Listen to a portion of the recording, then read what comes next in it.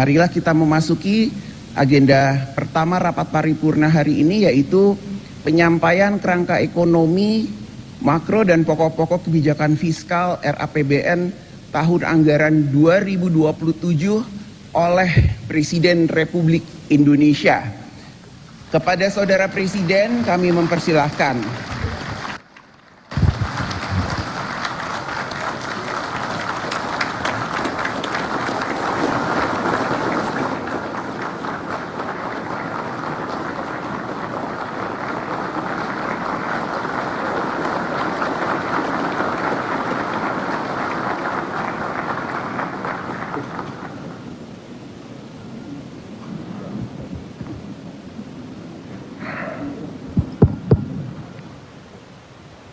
Bismillahirrahmanirrahim. Assalamualaikum warahmatullahi wabarakatuh.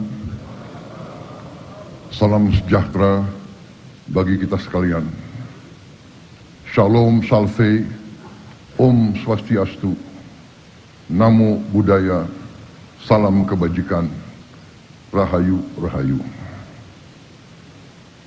Yang saya hormati Wakil Presiden Republik Indonesia Saudara Gibran Rakabuming Raka,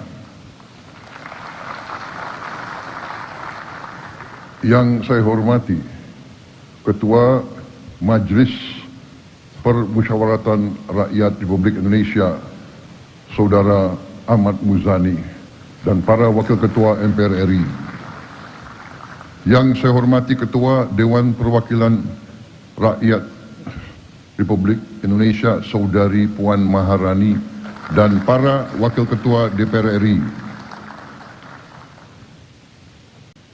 Saya sengaja minta waktu untuk berdiri di hadapan saudara-saudara sekalian untuk menyampaikan langsung sendiri arah kebijakan ekonomi dan fiskal negara kita sebagai pembicaraan pendahuluan dalam penyusunan rancangan anggaran pendapatan dan belanja negara APBN tahun 2027. Pimpinan dan seluruh anggota Dewan yang saya muliakan, kita sekarang sebagai bangsa menghadapi tantangan geopolitik dan geoekonomi yang penuh dengan konflik, ketegangan, dan ketidakpastian. Peperangan terjadi di banyak tempat, bahkan di Eropa, di Timur Tengah, di kawasan yang walaupun jauh dari kita, tetapi ternyata memiliki dampak dan pengaruh yang sangat besar terhadap kehidupan kita. Oleh karena itu, karena kondisi yang kita hadapi seperti ini, saya berpendapat bahwa Presiden Republik Indonesia harus hadir langsung menyampaikan pokok-pokok pikiran perekonomian dan pengelolaan negara. Saudara-saudara sekalian, saya telah disumpah oleh saudara-saudara sekalian, di hadapan saudara-saudara sekalian, dan di hadapan rakyat. Tugas saya untuk menjalankan Undang-Undang Dasar Negara Republik Indonesia 1945, di mana saya bertanggung jawab untuk melindungi segenap tumpah darah Indonesia, bertanggung jawab untuk memajukan kesejahteraan, memajukan kecerdasan bangsa, untuk menjaga peran Indonesia dalam menjaga perdamaian dan ketertiban dunia. Dalam rangka itulah, saya memandang bahwa anggaran pendapatan dan belanja negara bukan sekedar dokumen keuangan negara. APBN adalah wujud dari alat perjuangan kita sebagai bangsa. APBN adalah alat untuk melindungi rakyat, alat untuk memperkokoh dasar-dasar dan sendi-sendi ekonomi bangsa, alat untuk memastikan setiap warga negara dapat hidup lebih sejahtera dan sebagai alat untuk menjadi pedoman perjalanan kita ke depan. Dengan kesadaran itu, APBN kita susun sebagai bentuk komitmen bersama untuk mewujudkan cita-cita mulia yang telah diamanatkan dalam Undang-Undang Dasar kita, Undang-Undang Dasar tahun 1945. Suatu Undang-Undang Dasar yang lahir dari kancah perjuangan lama, perjuangan untuk meraih kemerdekaan yang berjalan ratusan tahun, yang telah meminta korban ribuan, puluhan ribu pendahulu-pendahulu kita, yaitu cita-cita mewujudkan suatu negara Indonesia yang merdeka, yang berdaulat, yang adil, yang makmur, yang berdiri di atas kaki kita sendiri. Saudara-saudara sekalian, sekarang izinkanlah saya menyampaikan angka-angka kunci dari kerangka ekonomi makro dan pokok-pokok kebijakan fiskal, atau bisa kita sebut KEM PPKF tahun 2027. Pertama, pendapatan negara dalam APBN 2027 kami targetkan mencapai kisaran 11,82 hingga 12,40% dari produk domestik bruto kita. Untuk mendukung berbagai program prioritas dan program-program vital kita, belanja negara direncanakan berada pada kisaran 13,62 hingga 14,80% dari PDB kita. Dari sisi pembiayaan, defisit kita di tahun 2027, defisit APBN akan kami jaga pada kisaran 1,80 hingga maksimal 2,40% PDB. Dan kita akan berjuang terus untuk menekan dan memperkecil defisit ini. Suku bunga surat berharga negara SBN tenor 10 tahun kami jaga berada pada kisaran 6,5 hingga 7,3%. Nilai tukar rupiah terhadap dolar Amerika Serikat berada pada rentang 16.800 rupiah hingga 17.500 rupiah. Strategi fiskal dan moneter kita haruslah strategi yang mampu untuk menjaga nilai tukar kita tetap stabil terhadap mata uang dunia. Inflasi akan kami jaga tetap pada kisaran 1,5 hingga 3,5%. Pada sektor energi, harga minyak mentah Indonesia diperkirakan sebesar 70 hingga 95 dolar Amerika per barrel. Selanjutnya, lifting minyak bumi ditargetkan 602 hingga 615 ribu barrel per hari dan lifting gas 934 hingga 977 ribu barrel setara minyak bumi per hari. Dengan strategi ekonomi yang tepat, kebijakan fiskal yang prudent dan berkelanjutan, saya yakin ekonomi Indonesia dapat tumbuh pada kisaran 5,8 hingga 6,5% di tahun 2007 menuju pertumbuhan ekonomi 8% pada tahun 2029. Dan pertumbuhan tersebut harus tercermin pada meningkatnya kesejahteraan rakyat secara nyata. Karena itu, angka kemiskinan ditargetkan turun ke rentang 6,0 hingga 6,5% dari target sebelumnya 6,5 hingga 7,5%. Sementara itu, tingkat pengangguran terbuka harus turun pada rentang 4,30 hingga 4,87% dari target sebelumnya 4,44 hingga 4,96%. Lebih lanjut, rasio Gini kita targetkan harus semakin membaik pada rentang 0,362 hingga 0,367 dari target sebelumnya 0,377 hingga 0,380. Jarak antara yang terkaya dan yang termiskin tidak boleh semakin lebar. Bahkan harus kita perjuangkan untuk terus menyempit.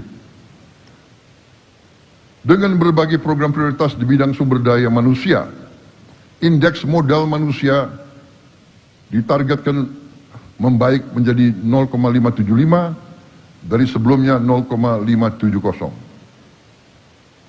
Dibantu berbagai program di bidang pertanian, indeks kesejahteraan petani ditargetkan meningkat menjadi 0,8038 dari sebelumnya 0,7731. Nilai tukar petani atau NTP yang sekarang sudah mencapai angka tertinggi sepanjang sejarah di angka 126, harus kita perjuangkan untuk bisa kita tingkatkan lagi. Kita juga akan membuka lapangan kerja secara besar-besaran. Ditargetkan proporsi lapangan kerja formal meningkat menjadi 40,81% di tahun 2007 dari sebelumnya 35,00% di tahun 2026 atau naik 5,81%.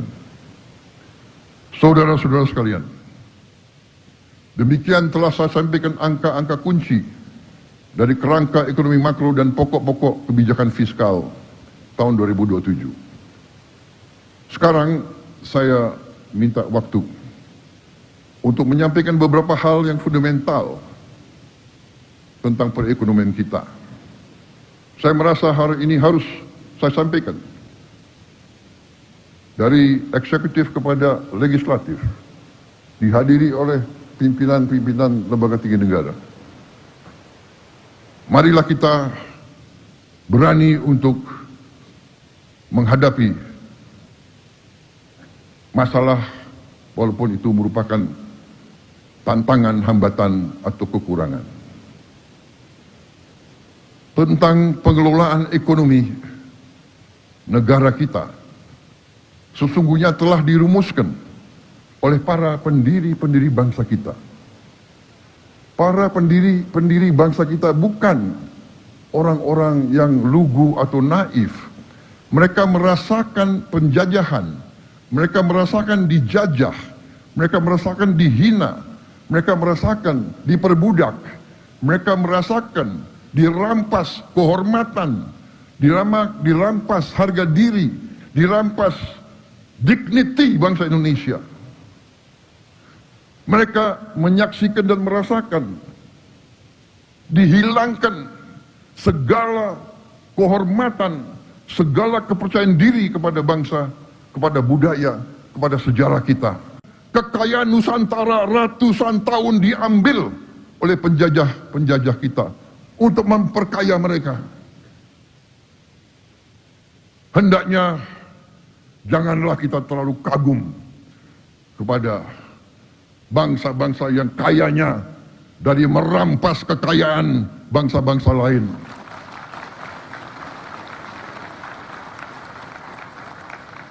Janganlah kita rendah diri. Janganlah kita selalu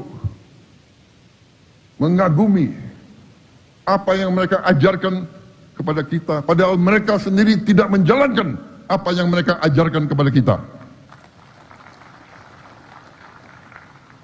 Saya tidak mengajak kita untuk membenci siapapun.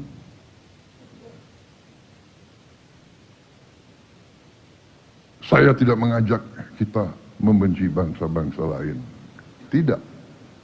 Bahkan saya mengajak kita belajar. Tapi juga kita harus belajar dari sejarah.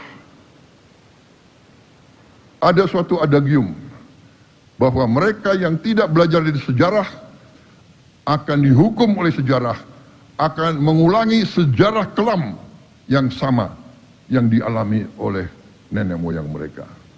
Ini adagium yang terjadi di banyak negara. Para pendiri bangsa kita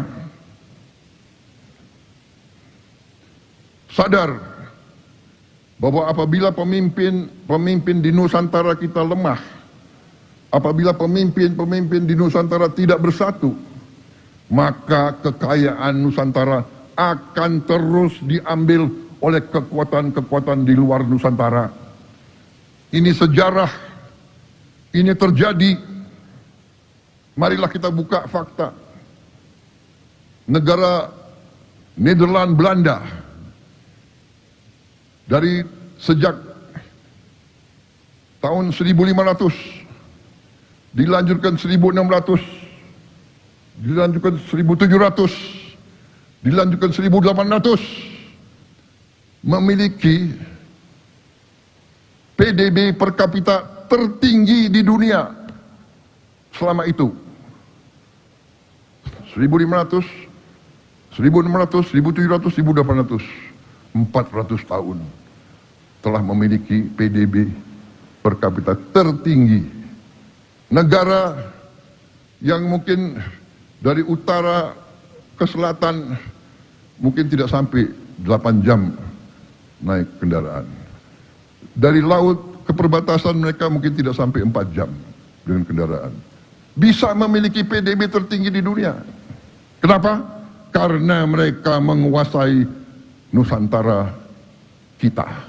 Mereka menguasai wilayah yang sekarang adalah Republik Indonesia. Saudara-saudara sekalian. Karena itu, para pendiri bangsa kita dipimpin oleh Bung Karno, Bung Hatta, Bung Syahrir, dan mereka-mereka yang menyusun Pancasila dan Undang-Undang Dasar kita. Undang-Undang Dasar 1945. Mereka telah menetapkan cetak biru perekonomian bangsa kita. Cetak biru itu dituangkan dalam pasal 33 Undang-Undang Dasar 1945. Pasal 33 dengan jelas menjabarkan sistem perekonomian yang harusnya kita jalankan sebagai bangsa. Dan saya ingin tegaskan hari ini,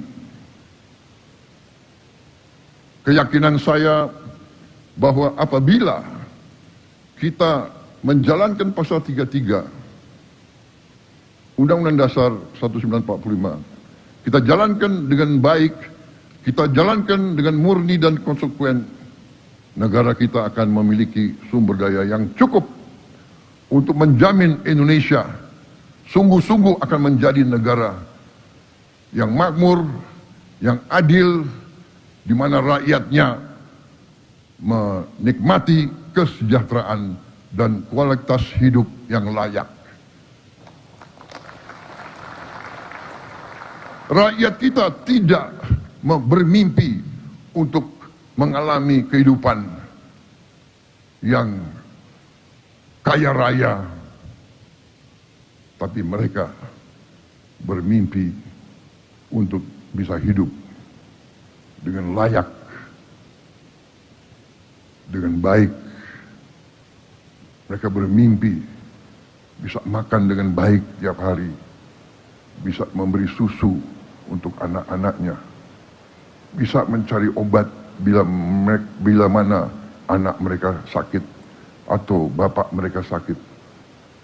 Mereka bermimpi bisa punya rumah yang layak. Mereka bermimpi bisa melihat anaknya berangkat sekolah dengan sehat. Mereka bermimpi bahwa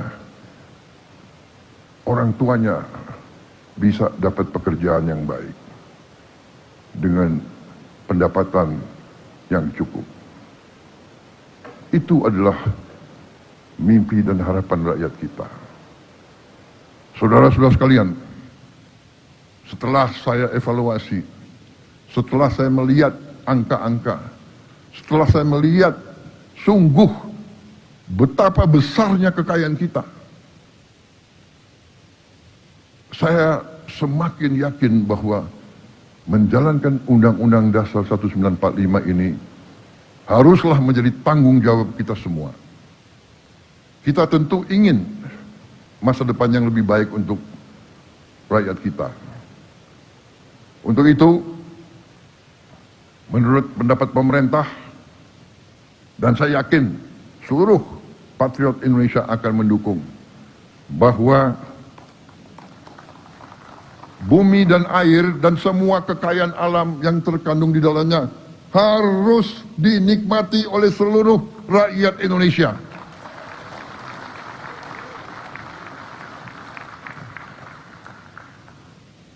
Itu adalah cita-cita pendiri bangsa kita. Dan hanya itu yang bisa membuat kita tinggal landas mencapai cita-cita kita semua.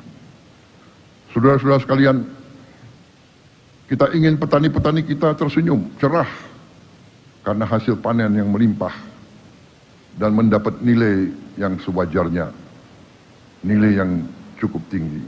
Kita ingin nelayan-nelayan kita yang mempertaruhkan nyawa untuk menghasilkan protein untuk rakyat kita, pergi ke laut dengan perlengkapan yang baik dan aman, dan mendapatkan hasil tangkapan yang bernilai tinggi. Sekarang nelayan-nelayan kita sulit mendapat es batu.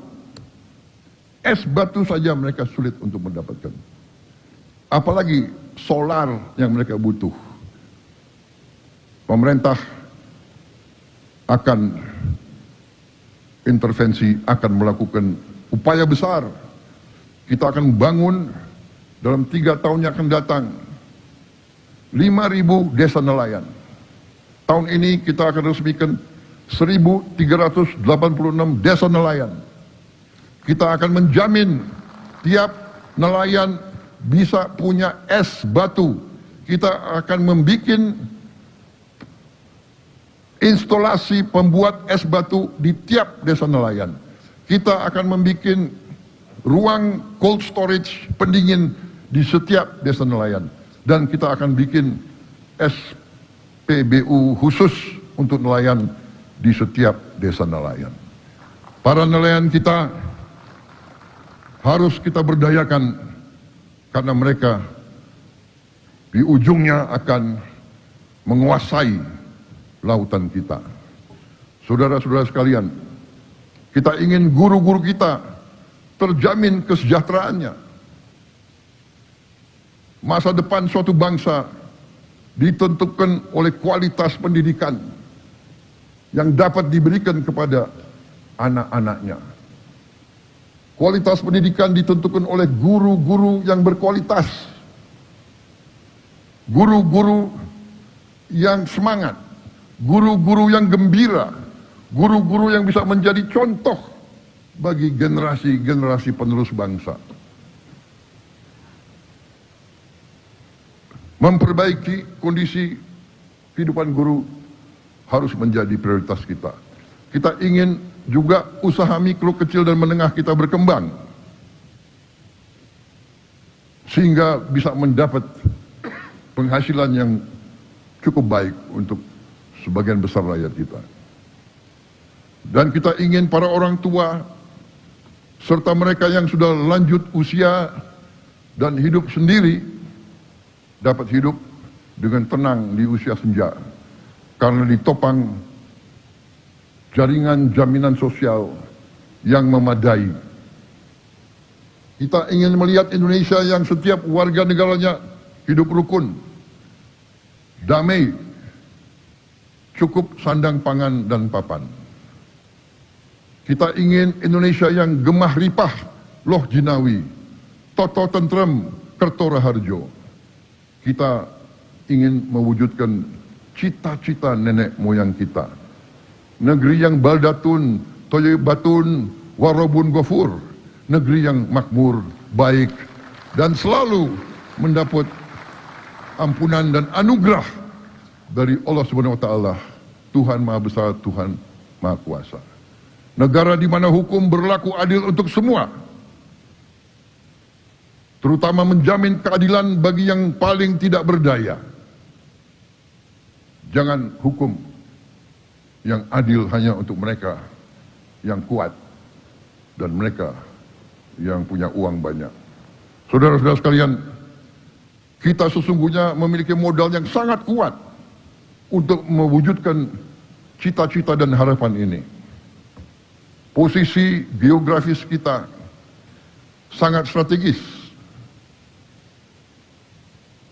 Puluhan persen perdagangan dunia melalui perairan kita.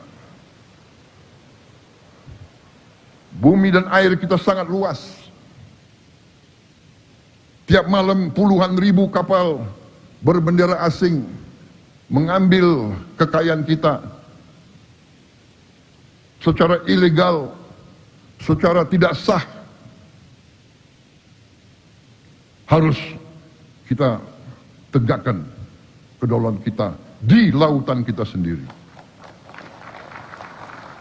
Kita memiliki bonus demografi yang menopang domestik, konsumsi domestik, dan pasar domestik yang besar. Pasar kita bisa sebesar Eropa. Dan sungguh sumber daya alam kita melimpah. Kita punya komoditas-komoditas yang sangat berharga. Batu bara kita, nikel kita, tembaga kita, minyak kelapa sawit kita, logam tanah jarang, kekayaan laut yang melimpah. Saudara-saudara sekalian, Indonesia adalah pengekspor minyak kelapa sawit terbesar di dunia. Devisa ekspor minyak kelapa sawit mencapai 23 miliar dolar, setara dengan 391 triliun rupiah pada tahun 2025. Indonesia juga adalah pengekspor batu bara terbesar di dunia. Devisa ekspor batu bara mencapai 30 miliar dolar Amerika, setara 510 triliun rupiah pada tahun 2025. Selain itu, kita juga sekarang sudah jadi pengekspor paduan besi atau ferroalloys terbesar di dunia. Devisa ekspor paduan besi kita mencapai 16 miliar dolar, setara dengan 272 triliun rupiah pada tahun 2025. Tiga komoditas strategis ini menghasilkan devisa lebih dari 65 miliar dolar Amerika, setara dengan 1.100 triliun rupiah per tahun. Tapi marilah kita jujur kepada diri kita sendiri. Hari ini Indonesia sebagai negara anggota G20, tapi rasio belanja negara kita terhadap produk domestik bruto kita adalah yang paling rendah di antara negara-negara G20. Demikian juga rasio penerimaan negara kita terhadap PDB kita adalah yang paling rendah di antara negara-negara G20. Dari data terbaru IMF kita bisa melihat rasio pendapatan Meksiko 25% dari PDB, India 20% dari PDB, Filipina 21% dari PDB, Kamboja saja 15% dari PDB. Indonesia 11 sampai 12% dari PDB. Kita harus introspeksi dan sadar dan berani bertanya, kenapa kita tidak bisa kelola ekonomi kita sehingga pendapatan negara kita bisa setara dengan negara-negara seperti Filipina, Meksiko. Sekarang pun kita masih di bawah Malaysia. Apa yang sebabkan kita tidak mampu? Bedanya apa kita sama orang Malaysia, orang Kamboja? Bedanya apa kita sama orang Filipina?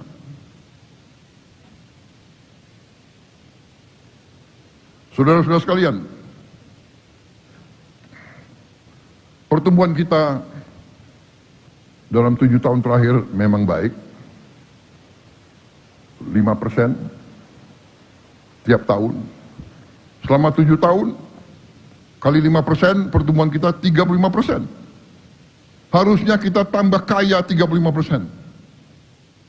Tapi apa yang terjadi? Sekali lagi, saya mengajak kita jujur kepada diri kita sendiri dan kepada rakyat kita.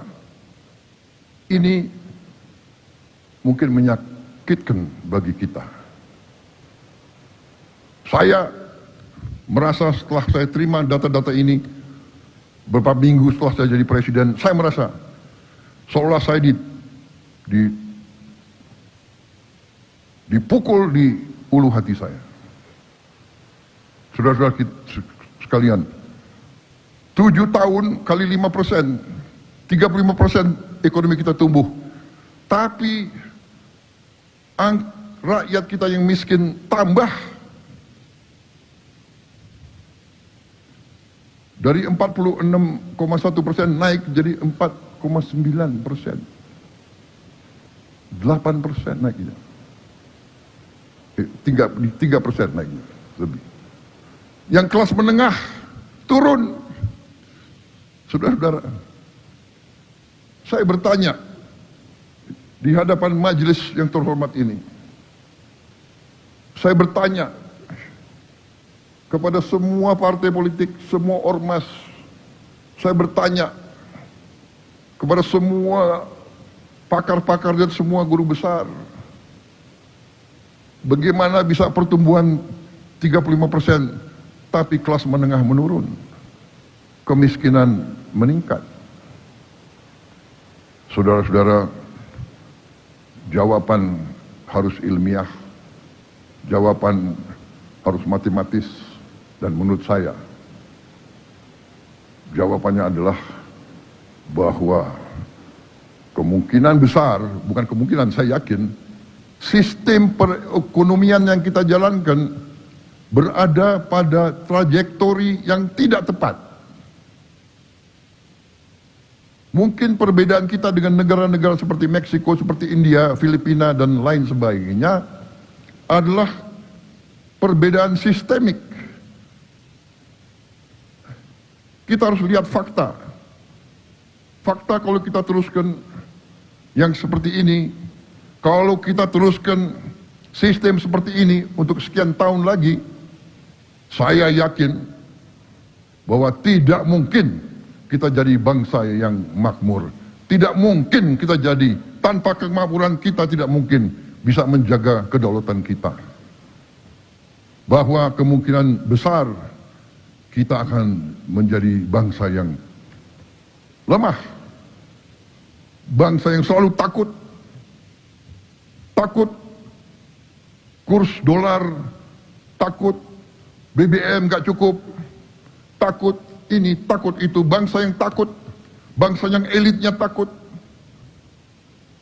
Padahal kita diberi karunia yang luar biasa oleh Maha Kuasa. Fakta juga telah menunjukkan bahwa telah terjadi mengalir keluarnya kekayaan kita sejak lama, bahkan sejak Orde Baru.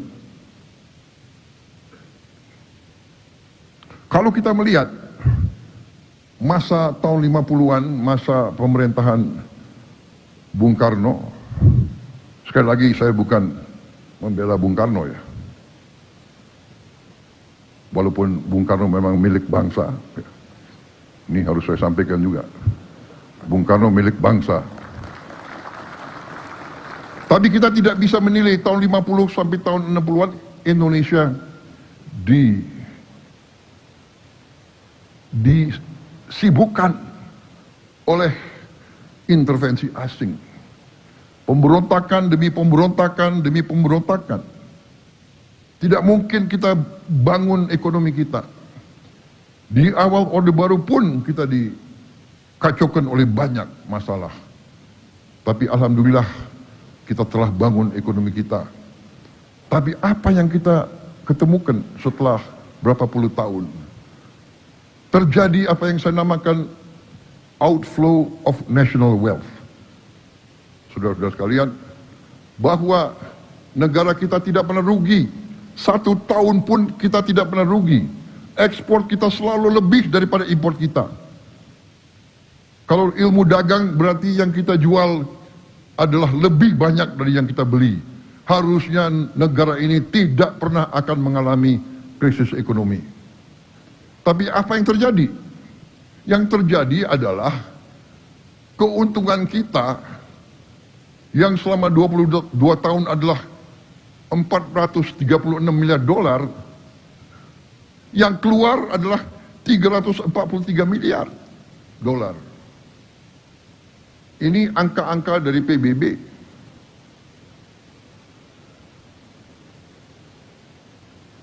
Berarti selama 22 tahun, kekayaan kita yang tinggal di Indonesia adalah 436 miliar dikurangi 343 miliar.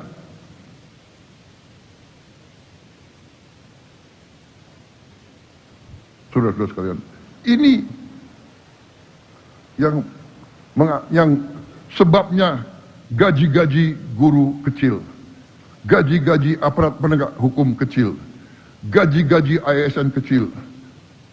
Ini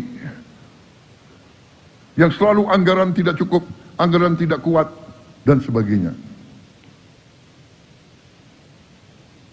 Selama 34 tahun, apa yang terjadi? Yang terjadi adalah apa yang disebut under-invoicing. Under-invoicing adalah sebenarnya fraud atau penipuan yang mereka jual, yang dijual oleh pengusaha-pengusaha tidak dilaporkan yang sebenarnya. Banyak di antara mereka membuat perusahaan di luar negeri. Dia jual dari perusahaan dia di dalam negeri ke perusahaan dia di luar negeri yang harganya jauh di bawah harga yang sebenarnya. Ini yang terjadi. Sekali lagi, ini adalah data dari PBB. Karena begini, katakanlah kita bisa bohong di pelabuhan Indonesia, kita bisa bohong di negara kita kirim 10.000 ton batu bara, kita hanya laporkan 5.000 ton. Bisa di Indonesia. Di sana tidak bisa, di sana dicatat. Itu terjadi pada kelapa sawit. Itu terjadi hampir semua komoditas. Itu adalah penipuan di atas kertas. Ada lagi penyeludupan. Ada lagi penyeludupan melalui pelabuhan.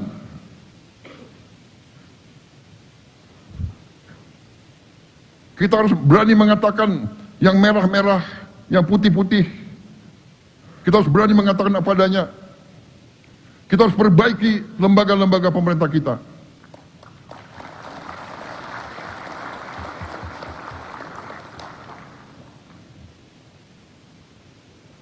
Biaya cukai harus kita perbaiki.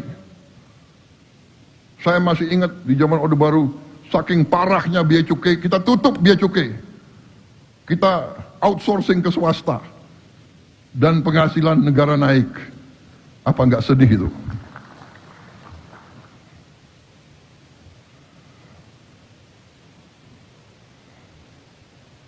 Ini perjuangan kita semua. Ya. Saya bukan mau jatuhkan moral siapapun. Tapi sudah saatnya kita bicara jujur kepada diri kita. Kita bicara jujur kepada rakyat kita.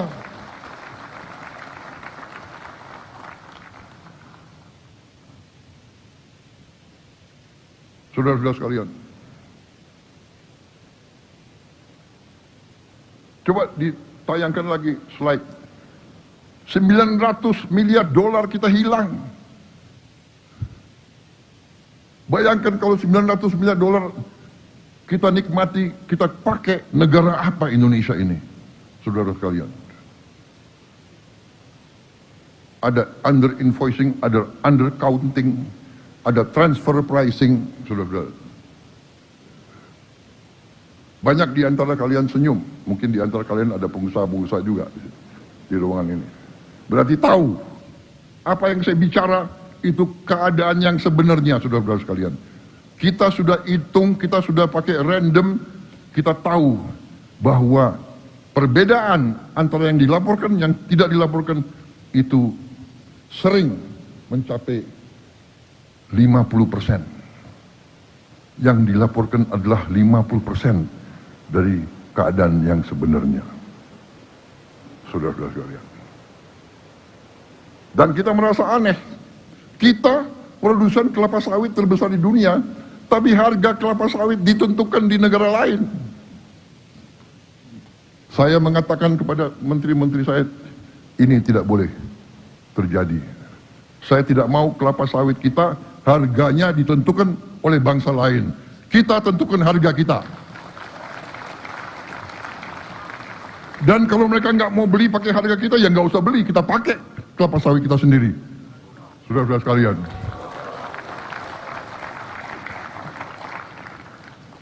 Kenapa? Nikel kita ditentukan harganya oleh negara lain. Tidak boleh. Saya instruksikan kabinet saya, rumuskan harga nikel, harga emas, harga semua tambang kita, harga semua komoditas harus ditentukan di negara kita sendiri. Dan kalau mereka nggak mau beli, ya nggak apa-apa. Biar aja itu di bawah tanah untuk cucu kita nanti. Daripada kita jual murah. Saudara-saudara sekalian, saya minta dukungan majelis ini. Marilah bersama-sama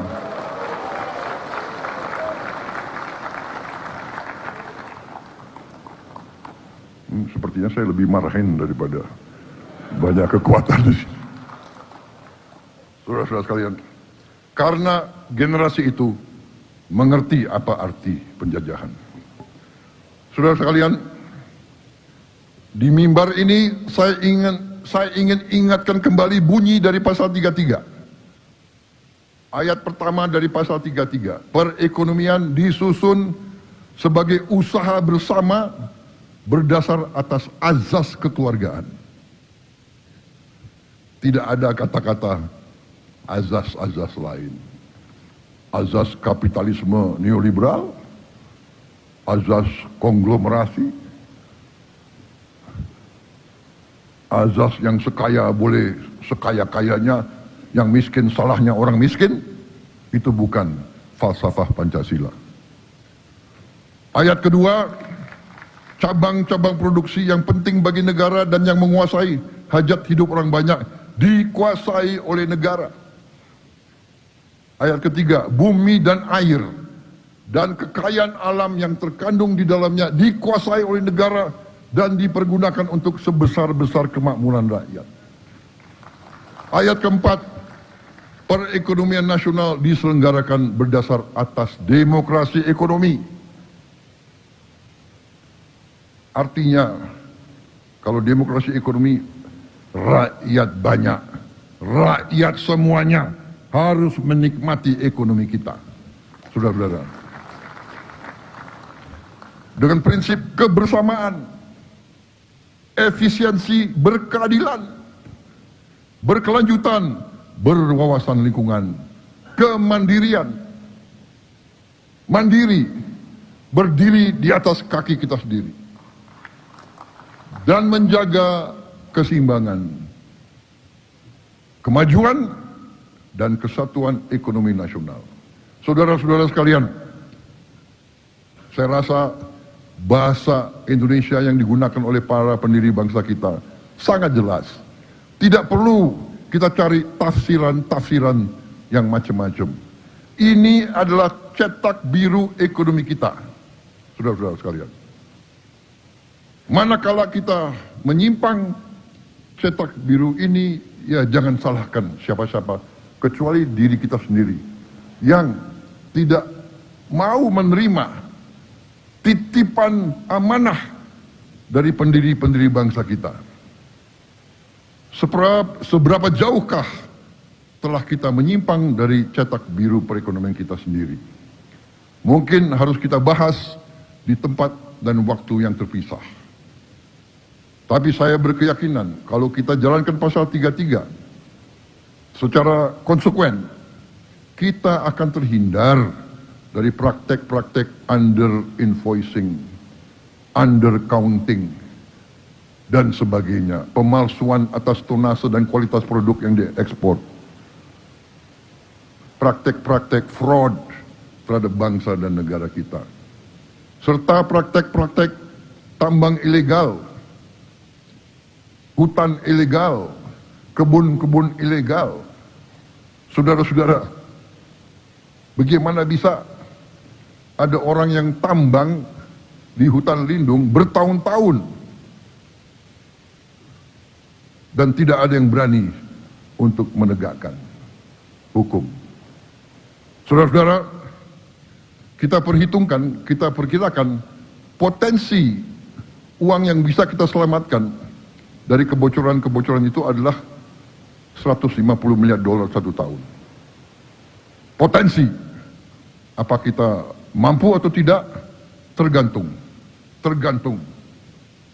keberanian kita, tergantung tekad kita, tergantung apa kita bisa bekerja sama dengan baik atau tidak. Karena itu saya selalu sampaikan dari awal saya menjabat sebagai Presiden Republik Indonesia, kita harus bersama-sama berani mencari solusi dan berani bertindak.